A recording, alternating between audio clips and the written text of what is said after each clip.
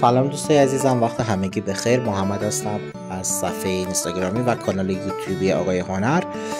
اگه ما رو از اینستاگرام میبینید ممنونتون میشم فالومون کنید و لایک و کامنت برامون بذارید، و اگه از یوتیوب ما رو دنبال میکنید ممنونتون میشم سابسکرایبمون کنید و لایک و کامنت برامون بذارید. امروز میریم توی خونه مودم TP لینکمون رو تنظیم و راه اندازی کنیم. قبل از هر چیزی مودممون رو طبق تصویری که هست به کامپیوتر و پریز تلفنمون متصل میکنیم و منتظر میشیم تا چراغای روی مودم ثابت بشه. بعد از ثابت شدنش دکمه ریستارت پشت مودم رو به مدت 15 ثانیه نگه میداریم و ول میکنیم تا مودممون ریستارت بشه. بعد از ریستارت شدن مودممون توی کامپیوترمون یه صفحه جستجوگر باز میکنیم و آدرس 192.168.1.1 رو وارد میکنیم و وارد پنل کاربری میشیم که اینجا از همون یوزرنیم و پسورد میخواد. اکثرا یوزرنیم پسورد مودم‌های TP لینک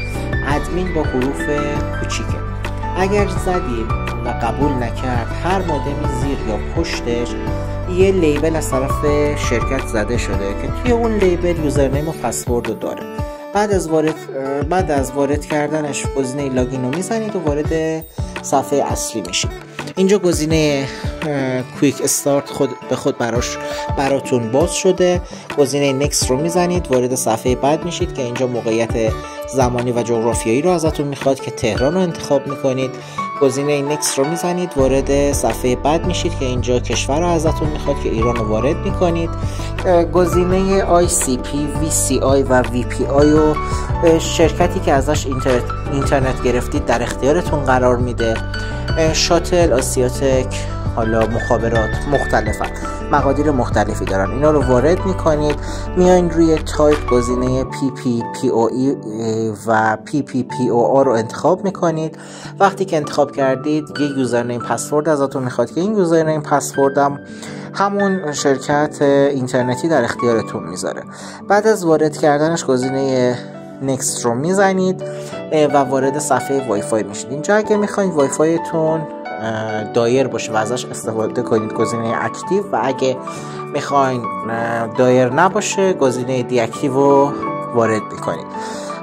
بعد میاین SSID شو یه نام دلخواه براش میزنید که نامی که میخواین وای فایتون نشون داده بشه. وقتی که جستجو میکنید با گوشی یا هر چیزی اون نام نشون داده بشه. نام دلخواهتون رو وارد میکنید یا میتونید بذارید به عنوان پیش‌فرض بمونه.